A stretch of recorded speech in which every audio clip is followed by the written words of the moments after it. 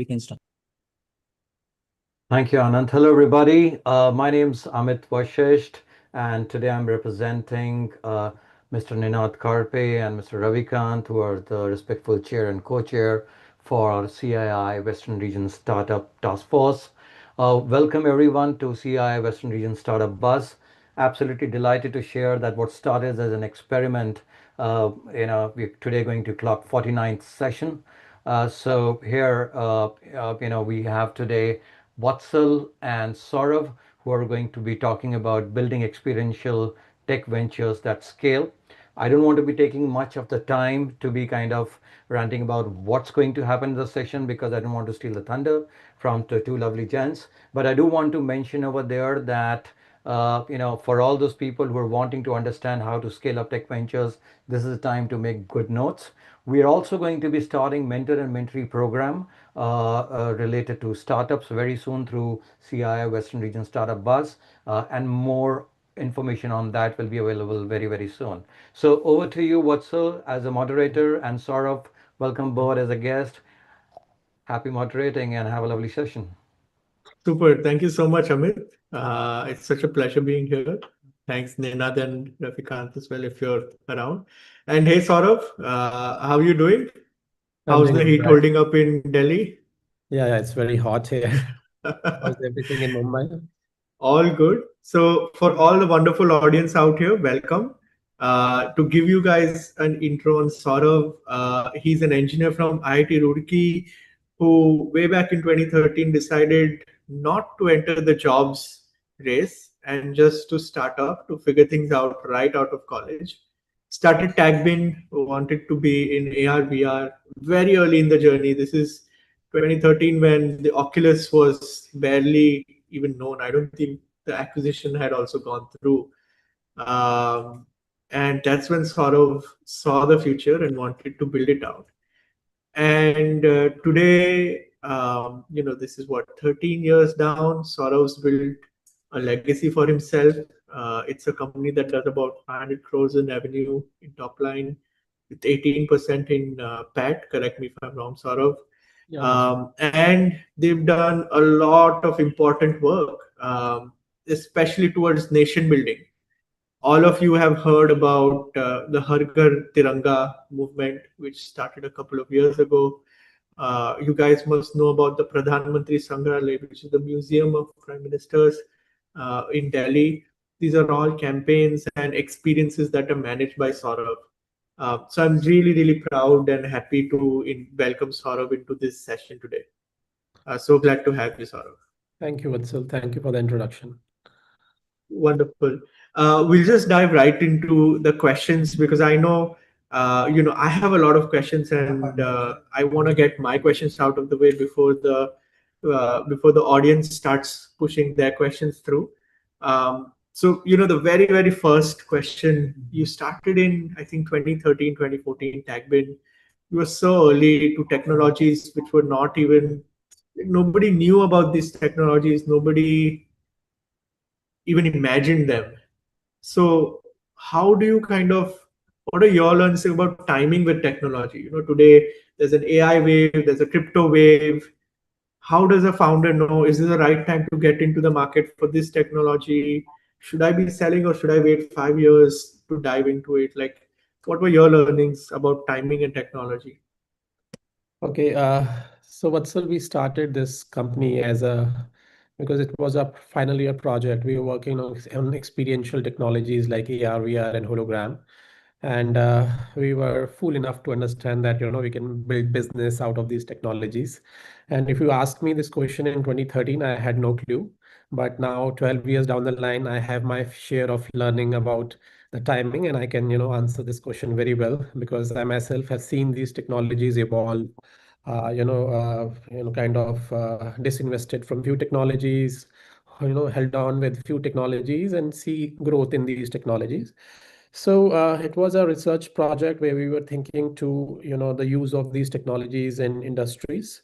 And for the very good years, like, I mean, all of these things were hyped about. We were very fascinated by Gartner's hype, curve, where many of these technologies were at the peak of their, highest expectation. Like IoT was the thing, AR, VR. I mean, we built the first VR game in 2013 when Oculus was not even there. So at that time, it used to be Google Cardboard, and you used to, put mobile phone inside that, and there were no sensors, like, so we created another device which we inserted in the bat, and it was measuring the, gyroscopes, accelerometer, and from that we created the sensor, which was inserted in the bat. And then at that time there was one conference, VR conference, I was speaking, and I was very clear at that time that this technology will become powerful when, like, the devices which we wear become as light as what you are wearing, in your eyes, and and we can move around it, and it could be a group VR experience. That was my stint with VR. But now coming back to 2025, the devices have improved a lot. The screen time at that time, you were not able to actually view anything for more than 2 3 minutes. You used to feel dizzy because screens were not optimized, it was heavy, you get blinded. But now, like, with the new technologies, with the mixed reality coming in, like, you can actually map the space, you can actually map the people in that space, and you can move around, and you can very easily have experience or with multiple people. We saw a great application of this in schools, and currently we are doing a very big project with the Ministry of Education in the school department, where we have created the group virtual reality experiences, and the students can be teleported to Nalanda University, how it was before it was burnt down. They can be teleported to Mars, like, and they can witness the landing of, let's say, Mangalyaan, or they can go back to Indus Valley civilization. They can witness a war, Maratha naval war. So all of these things which are there in our chapter, and they are on the flat book with just visuals, we can make that experience by multiple, like, students in, let's say, a prayer hall kind of a setup. You don't need a very different kind of a setup, but just that these devices have improved a lot. The pricings have gone low in this case, and it took 20 almost 20 13 years.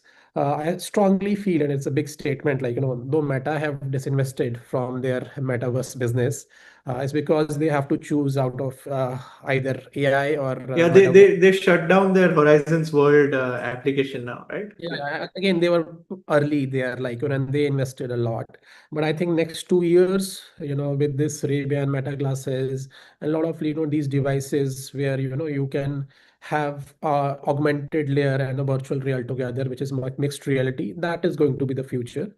And we are, kind of doing one investment in this field, because yes, we were early on. We kind of invested in other technologies, but now I strongly feel that it's time for VR AR. And also, like, one of the technologies which we were working early on was machine learning. Again, like, until 2019 it was a dormant thing, but then, after the wave of this open AI and open source models, we saw a very great opportunity in government, that government also wanted to create their own LLM for different purposes, for decision making. Like, we have worked with Niti Aayog. They wanted to create their AI lab through which they can make decision based on policies, where to spend money. And the biggest challenge with government is that they don't want the data to go on to a private server. So all of that has to be on premise, deployed in their office, and then available across. So this is what became one of our other major revenue generating vertical. So kind of coming back, um, it took 13 years, like you said, for VR to be. So as a founder who's thinking about this technology, who's thinking about biofactories, who's thinking about uh, world models in AI, what is some lessons that can transport when you're talking about timing, right? Okay, am I early? Am I late? Should I wait? Um, how would you, if you had to kind of go back and give these lessons to Saurav from 2013, what would you tell them about timing? So I think one thing which has made us survive, and we also have our parallel in our industry. We are almost now 500 crores in group, 250 is Stagbin, and plus associated companies almost 250. What we have learned is we never, kind of invested, only in one technology. It was not just AR, VR, but we were into other solutions also, IoT. Primarily, we started as a, a company which has expertise in experiential technologies. And then had it been just AR, VR, and the company which we are acquiring still is as old as us, and they just have a revenue of 10 crores. It's very difficult to just rely on one technology and survive 12 years. But if you are able to do that, then you have built that kind of know-how, and you are early on the race.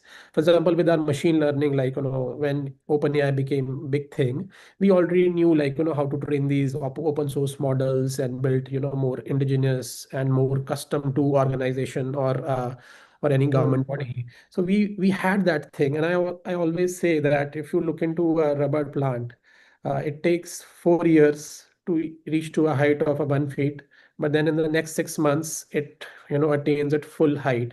So sometimes it is that hard work which you have to do.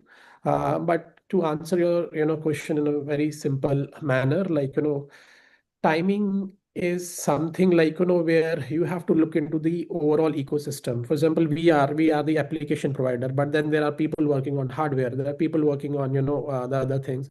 So we have to be and then as a person we need to understand what is that user will accept. For example, cars, now cars have reached a limit where speed is no longer a limiting factor in terms of user acceptability.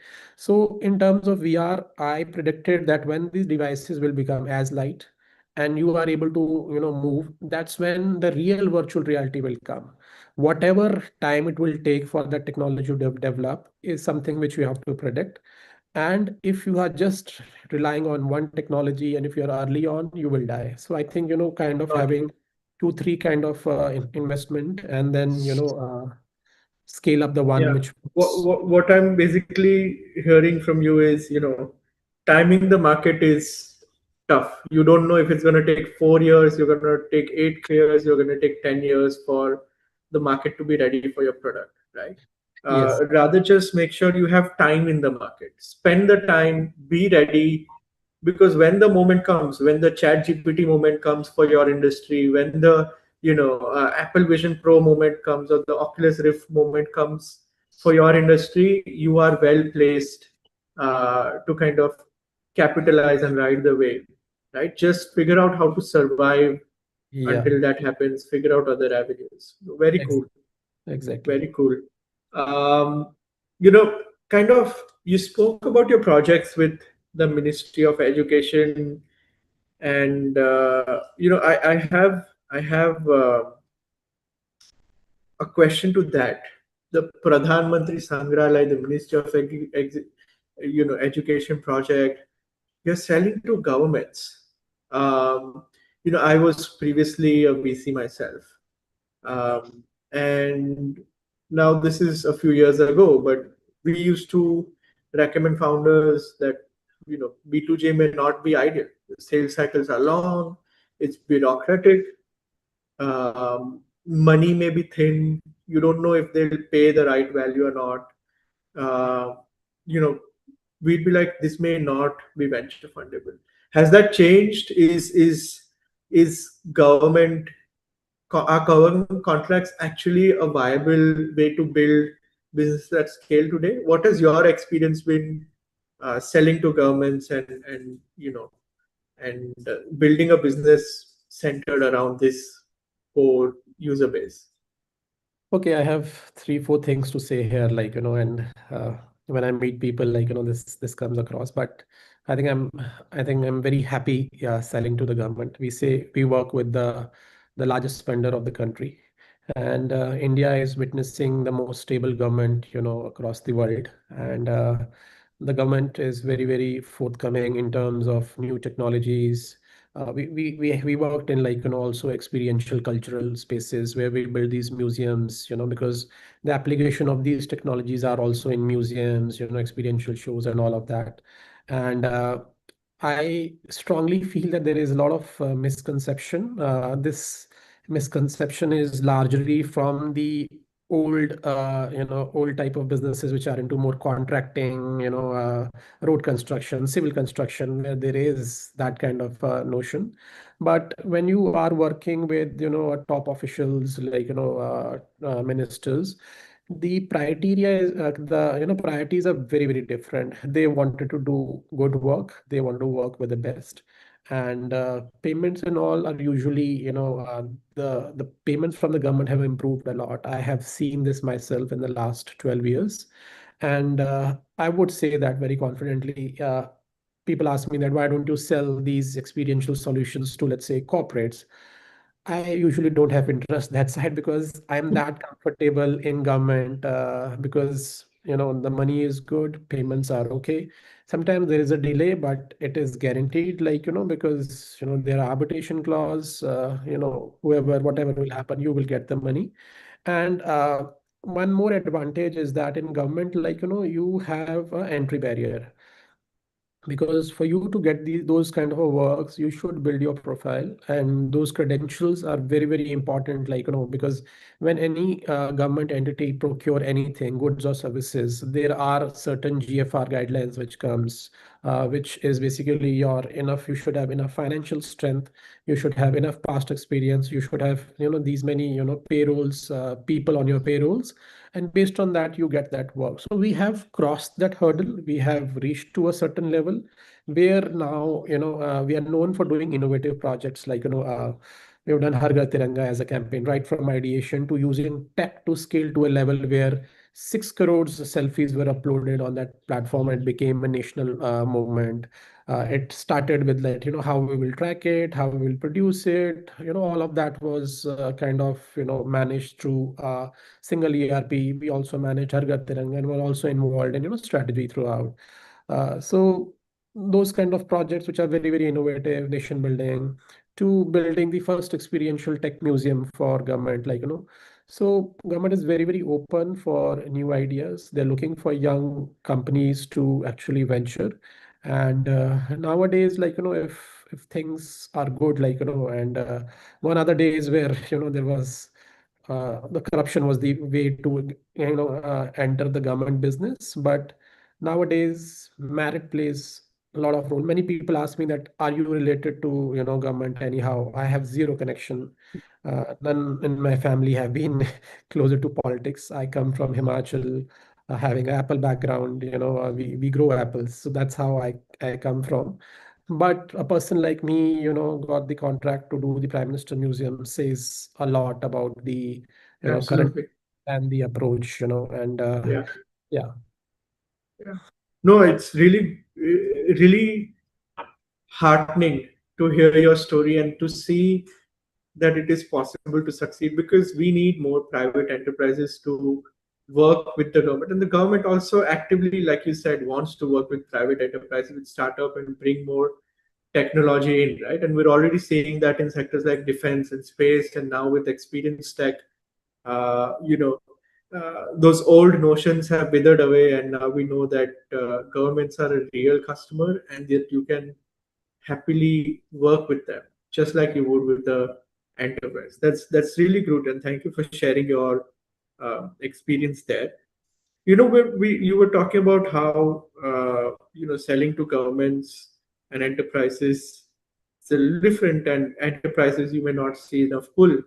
Something that has been, something that's been in my mind is, how do you actually sell an experiential technology?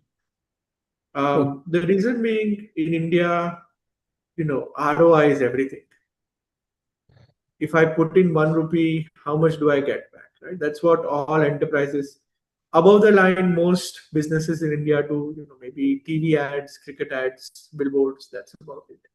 Yours is an above the line marketing. It's a brand building. It's a mission building marketing, which doesn't may or may not have like a very well defined ROI. So how do you sell that, or how do you create that ROI or sense of ROI and confidence with your customers?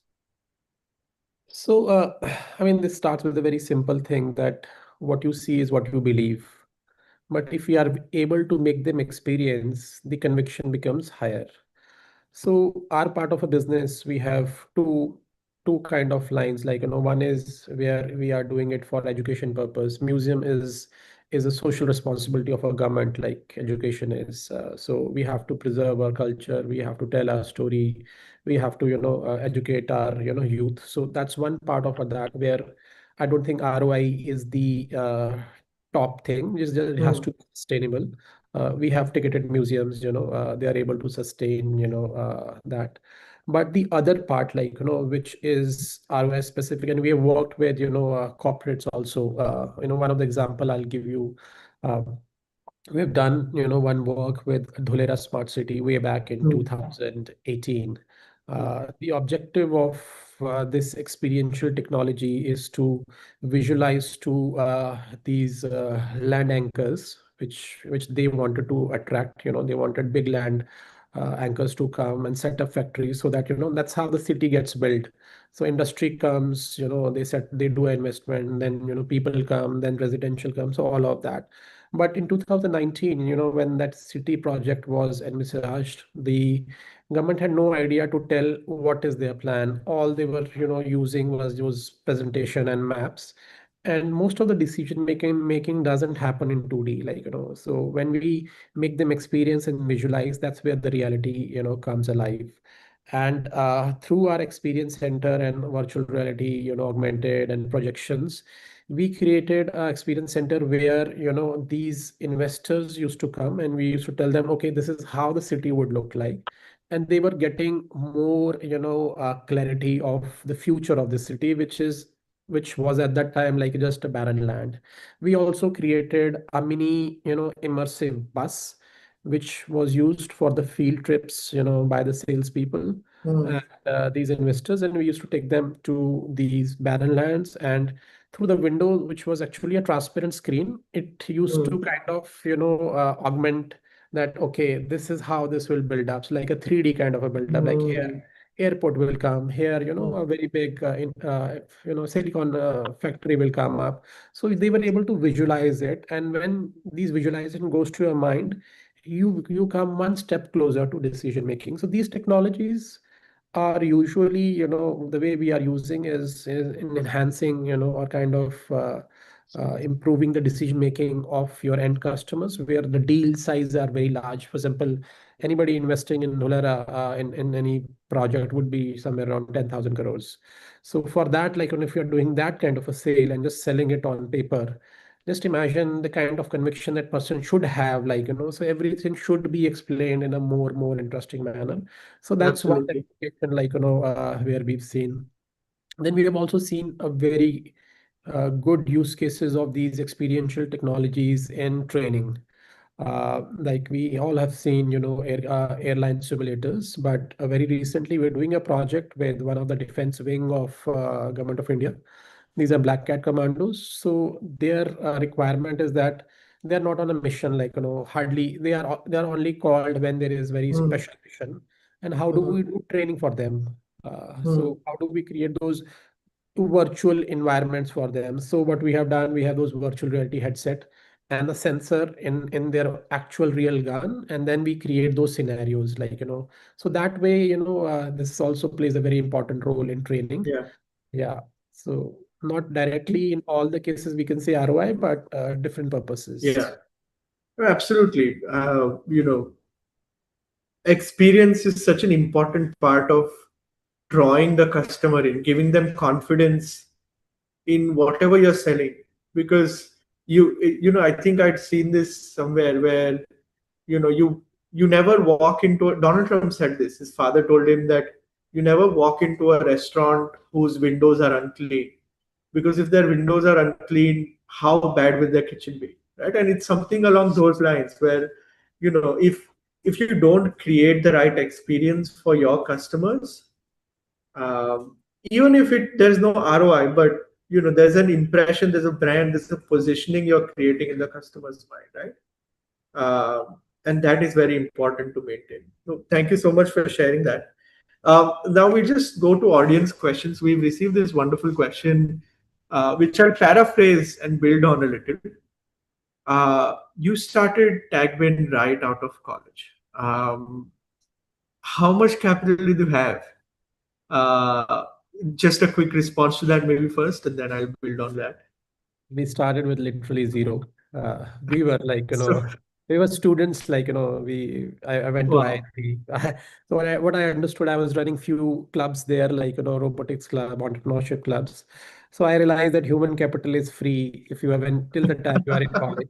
So, so I got few of the smart kids from IIT to yeah, work with me as an yeah, interns, and unpaid interns. yeah, and after that, they all got placed in Google, Microsoft, Wow. asking for 1 crore. So the question here is, when you're starting something as big in places like VR, AR, and you have limited budget, and you never even fundraised, right? You have a post on your LinkedIn which is like, I've never VC raised from VCs as well. How do you fund your business? The founder is I asking. tried that in 2013. Nobody gave me money. So yeah, then so the biggest. I mean, this is my biggest and best lesson I have learned. Like, so when somebody gives you money, like, your hand should be like this, which can hold it, right? And many a times when investor gives you money, you're not ready to kind of hold that money. And I have seen a lot of examples, 100 crores, 200 crores, spending in not most responsible manner. I think responsibility comes when you make your own money. So 95% of the products which we have built, services, the solutions we have built, we have funded that from the client's money. For example, Niti Aayog, we built the first AI strategy lab for government. We told that we are capable, give us this project. It was a paid project, though our margin was just 10-20% on the first project, but we didn't spend anything out of pocket. So we were experimenting from clients' money. It and never, like, we kind of invested to a very large extent out of our pocket, because when you have a customer, so all we knew is how to sell. And I've been selling ideas, new stuff every time, and now it is easy because we have enough credential. We've done the India's first largest outreach campaign, India's first experiential museum, projection on the largest monument, Qutub Minar. We have also done a cultural survey of 6.5 lakh villages, where, like, if you have a village, you can go to a portal called Mera Gaon Meri Dhurwa, mgmt.gov.in, which where we have documented cultural assets of all the villages, like आपके गांव का खाना खाना पीना क्या है, रहन सहन कैसा है, also, like, who are the famous personalities, what are the monuments there, all of that has been documented for all the village. Imagine such a big exercise, nation level, would require a different kind of a strategy. So in government, people call us when they want to do something new, and now we are only interested in doing those things which can be scaled across. So yeah, I mean, majority of our projects or solutions are also funded by clients. And now, like, since we can make our own money, and I think the best way is to keep on making own money and Yeah, scale. yeah. No, so that's a very interesting insight, because what you're saying is not just that the best way to fund a business is client money, but more importantly, what you're saying is, if you're in the right business and the right product, the client will be willing to fund your business. Like, they'll be willing to pay upfront because they need it that bad. So don't think product first. A lot of founders think कि मेरे को AR VR में कुछ बनाना है, तो ये technology बनाए, मुझे पैसा चाहिए, right? Rather approach it maybe from okay, what do customers actually want? Because if they want it that badly, They will pay for it. then they'll pay you. And also, like, I have realized ki, when nobody gave me money, then I asked few questions to myself. For what I need money, right? If I need money for something which I have to build and sell, why can't I make my customer as my investors? And if I am building parallel companies whom I am giving work, why can't they invest also, like, partial I invest, because I'm also. So I thought of long-term partnership, and I'm proud that along with us, there are like four, five, six partners who have grown with us, who have been our, partners whom we have given a lot of work also. In museums, like, we do also fit outs and those kind of setup, which we don't do. But there are companies who have become, 100 crores working with us, and they have been, played their role. So all I always looked is long term. If your suppliers can become your investors or your clients can become your investors, Nothing like it. nothing like that, because that's an unlimited supply. Yeah. You give anybody, 1 billion, Yeah. also I have my plans to spend it. Yeah. So I think Absolutely. you do it very responsibly when you use it yourself. So that has been my learning, like, and We obviously, fundraising is required when you are in different kind of business. I'm not completely, against it, but if you are able to do this, nothing better than that. absolutely. Something interesting that another audience member has asked is how do you build teams that can handle both technology and creative execution? Oh, yeah, Like yeah. these are things that generally don't match, right? Like the creative artists are this side and the technologists are this side, and their ideologies just don't overlap. How do you build teams that can do both? So if you look into our logo, like, it has four, Hmm. it's a square cut into four edges. Half part of it is blue and half part of it is pink. So which kind of signifies the perfect blend of, right brain and left brain. But trust me, working with these two people, they operate very differently. One works on deadline, one work on Excel, one work, they need a sutta break to go out, and what are you doing there thinking. So these are two different cultures. What I have done is that I have kind of separated office. So my tech team, which constitute of almost 100 people, they sits on another floor, and creative team, they sits out of the other floor. And I have built their leaders in a way so that they are able to talk. That actually took me a lot of efforts. But at the leader level, like, we have built that synergy, that this is our goal, this is how both of you will sing.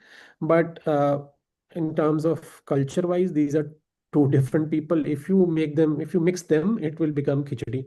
So I decided to, have only alignment at the top level, from where everything follows, and I'm able to, meet my objectives. So So your goal is to be the coordination layer between these two different cultures yeah, yeah. And and to somehow, not like, let them mix.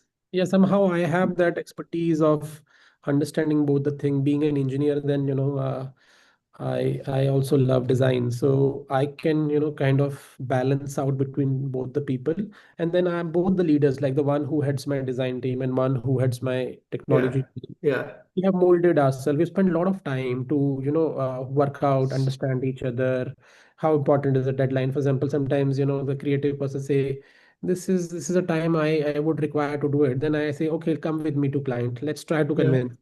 So then when I keep them looped in decision makings all the time, then over the time they have also evolved. Like, all of them now have their brain not left and right, but at least leaders should, I believe, should be only thing they should focus is empathy and understanding, their subordinates what they Absolutely. want and the goal of the Absolutely. company. So that's what I was able to, do it. And both the leader, all the Yeah. department heads are with me from last 10 years. That's That what's also interesting is basically when you're the founder and the CEO of the company, what I'm hearing from you is like Ninad loves to say it, and welcome Ninad to the call. Ninad loves to say you are the chief everything officer. You can't be the CEO if you don't understand design or you don't understand sales or you don't understand technology. You have to understand everything. You can't just say अच्छा ये tech ये बंदा handle कर लेगा मेरे को पता नहीं है बाकी का मैं देख लूंगा. When you're the CEO, you just have to know everything, right? Is that also true from your experience that you have to have a grasp on everything? yeah, you should have an understanding, but then, also with your one level down at the CXO levels, you also have to inculcate them to understand other departments so that the communication becomes much better and they are able to understand, okay, this is how their life is. Most of the time it is just the expectation or lack of awareness of what the other person is doing. That is where the problem is, like, and if you get into the shoes of other person, I see none of them are wrong, but 90% of the problems goes away the moment you get into the shoes of the other person. So empathy, understanding the broader way, like, of how that department and that works is where, like, I think companies which scales, they should have that kind of leadership.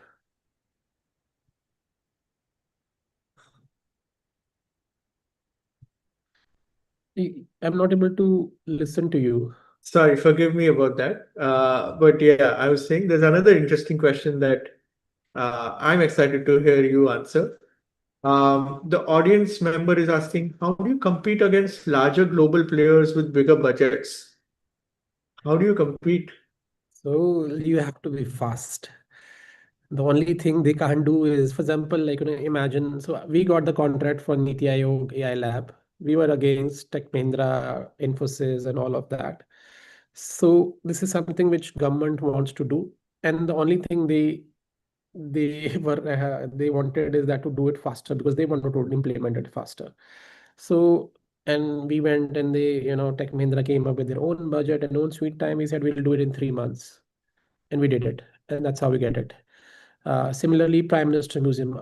I was against, world largest, architects, Zaha Hadid, Gallagher and Associate, those who have built Louvre and all. And I was what, like, I was very young at that time, and somebody also told me that, you're not a engineer, you're not an architect, you're not a designer, you're not a, curator. How can you build a museum? But I said, I can understand all of that. I lie. I basically operate at the intersection of all of these things. And our design, our experiences were actually, very different from rest of the people, because I feel, after a point, you know, somebody have the understanding of multiple, dimensions is where the great ideas come. And that actually helped us in Prime Minister's Museum to come up with something out of the box, because architect was just thinking space. Technologist will just think about technology. Curator will just think about subject. But if you can understand all of that, that is when you can create human-centric designs, like, which are understood by the visitors. I told people, like, I told to Prime Minister's office that we are, I mean, this is something like, how I entered into museum industry. I went to one of a conference in London. It was a museum conference. I was just curious that applications of these technologies in museums. One of the British lady told me, "Oh, do you even have museums in India?" And that really stuck, at me. And I went to see museums in India. Those are at a very bad shape. Like, those are just objects put into a very bad light. And that's where I see that there's a very huge. And Prime Minister Museum was not the first museum I did. Before that, I did a couple of museums in Red Fort. Those are very small size projects. And I realized that, the youth in India, they don't understand the concept of museums up until now. Like, but if you go to Europe, there are, like, out of 10 things to do, two, three things is like visit this museum, that museum. And that's where I realized that we have to make these museums interesting, engaging for youth. And we are competing against Instagram, where there's attention span of 90 seconds. And that's where these technologies played very important role. Like, in Prime Minister Museum, we have levitating emblem that kind of, attract their attention straight away. Oh, what is this? How is this in the air? It's levitating, like, so how do we create those experiences and Experiences. surprises? Yeah, Yeah. so that's what. One more thing that is super interesting is, this user has asked, how do you balance immersive experiences with practical business outcomes for clients, right? Where does form end and function begin? And maybe I'll add to that, where do you draw the line and tell the client, boss, you have to trust my judgment on this? Because, every client comes with like, मेरे को ऐसा चाहिए, this is what I want, but you have to tell them, no, it can be better, or I know how to execute this better than you. So, I don't work with a client who said, I wanted to do I wanted to make an application on virtual reality. Many that's not how it starts, because maybe VR is not the right thing for you. Like, there are more technologies, like, so in total, if I'll count, like there will be like 30, 40 new age technologies which can create these, interesting immersive experiences.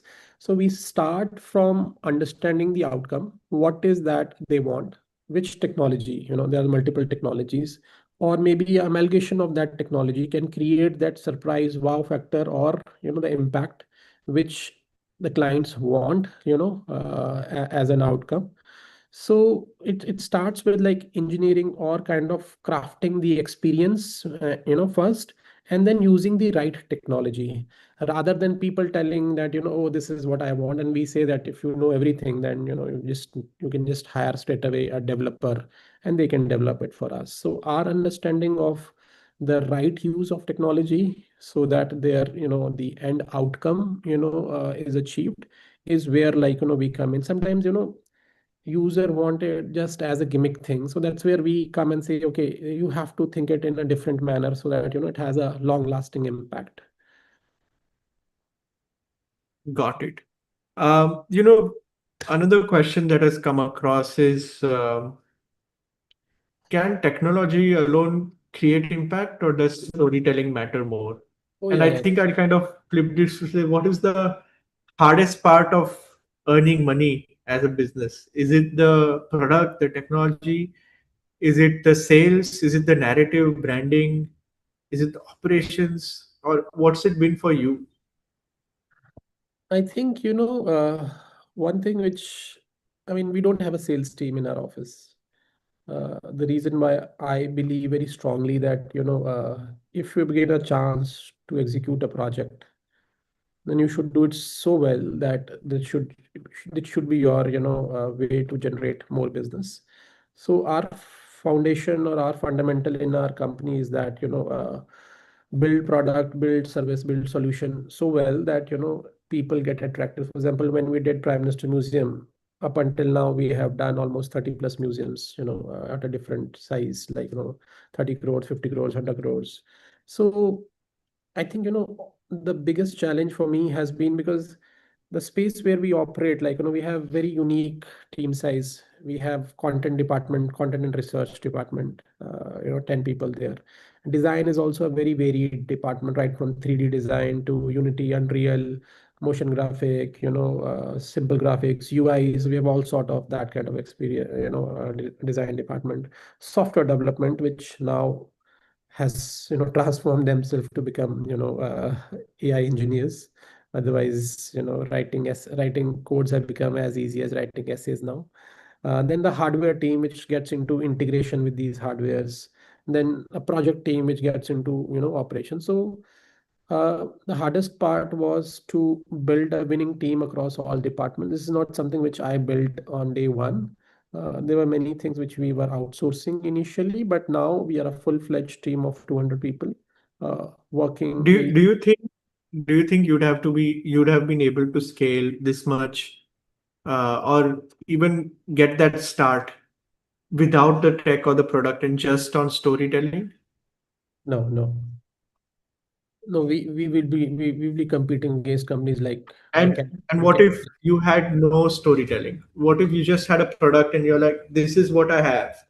Would that work as well, or would you need to sell and would you need that storytelling on No, top? so I think, what I understood from the customer, story is their message, right? If we don't understand that, the outcome is that. And technology is an enabler for them, like, and technology is a new method. So otherwise they are telling their story through, there are agencies like Ogilvy, McCann and all of that. And then there are just technology companies. So we became a company which understand the story, and a unique way of telling it through technology. So that's where our sweet spot was. And we worked with multiple, private clients, government clients, to, like, enable this kind of experience. Super. I think a great question. I think this will be the last one before we cut off is, how do you manage burnout for yourself, for your teams? Because you talked about how your creative teams, you're fast paced, you're doing projects of 30, 40 crores. it's crazy. There must be so much pressure, so much stress on both you and your team. How do you manage burnout? How do you manage stress, morale? Stress is stress comes when you do something which you don't like to do.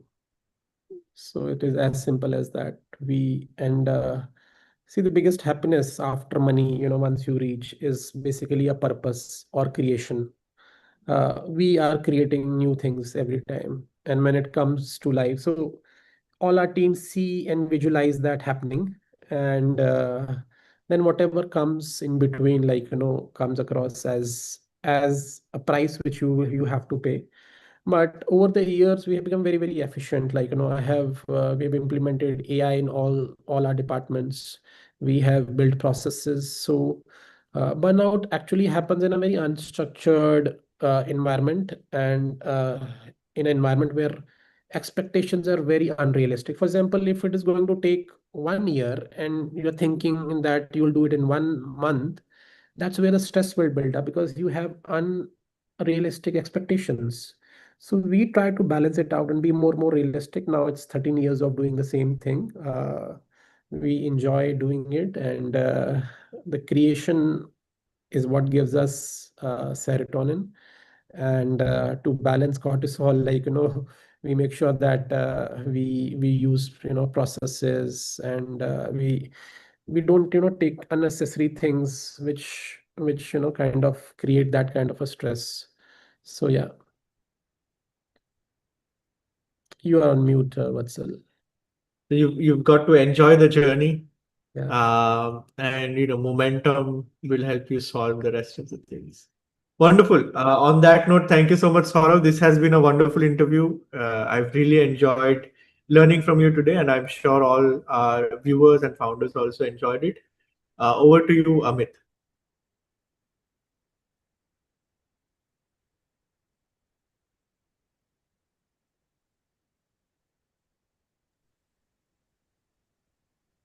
Hey, really, really, very, very invigorating session, Sora. Personally, I took a lot of notes on the second question that you answered as to how did you make breakthrough into the B2G contracts and the approach that you took.